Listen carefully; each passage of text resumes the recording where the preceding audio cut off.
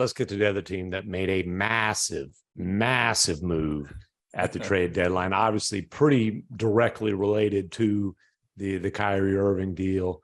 Kevin Durant going to Phoenix, and this is the ultimate win now move, but it opens up a window because he does have a few years left on his deal. Chris Paul's future is uncertain, but the duo here is Kevin Durant and Devin Booker. And look, obviously, when you're talking about all three of those guys, there are significant injury concerns. KD's recovering from a knee now. Booker just missed an extended stretch, with a groin. He's had hamstring issues. Chris Paul, everybody understands the injury history there. But boy, Kevin Durant and Devin Booker as a duo that you can pencil in for a few years. Look, man, that's pretty scary. That is pretty frightening. They are going to mid-range you to death, and there's nothing you can do about it. And that's perfectly fine, because guess what? It works for both of those guys.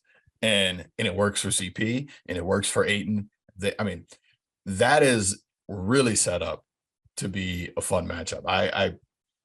Or a fun grouping, I should say. Watching what they can do, I think everybody obviously that's where KD wanted to be if he was moved from Brooklyn. They set up really nice. And I know he started doing some on-court work. I know he's looking, to make his return and, relatively soon. But getting that group, the same 20 or so games to try and figure each other out. Okay, where's the ball going in the fourth? Exactly who's going to play here? I don't know if they're going to have as much, the passiveness that we saw a little bit with Luka and Kyrie. Like, oh no, you do it. Okay, we gotta learn this. I think those guys have a little bit different mentality sometimes when it comes to trying to close out games. But being able to go from D-Book to KD, and oh, by the way, you got to worry about Chris Paul. I mean, there's not that many teams that are going to have three guys who you're really throwing on there defensively to try and, okay, I'm sticking him on him. My number two guy's on, all right, oh, wait, is my number two guy on Book or is my number two guy on KD? All right, how is this going to work? Oh, wait, I still have Chris Paul who can still do things. Obviously, this is built a lot on health, but when that group's together and you still have to worry about Ayton, that's a scary bunch, man. And look, Chris Paul, it's clear that he's lost. I don't know how much of a step, but he doesn't have the same juice. But this is beautiful because he doesn't have to be a scorer, and like the mind still works. Chris Paul is going to be 65 years old and still able to run an offense. Are you kidding me? And now he's running an offense where it's basically his job to set up two of the purest scorers in the NBA. And in Kevin Durant's case, one of the purest scorers in NBA history. Right. Like, I don't know where KD is going to end up on the all-time scoring list, but it's going to be, single digits. I can assure you of that.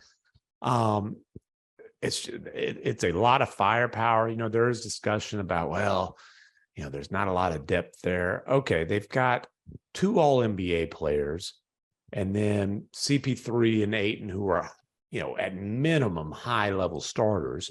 Right. They just picked up Terrence Ross, who's a little bit of bench firepower.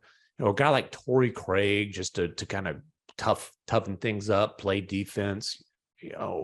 Josh Okogie,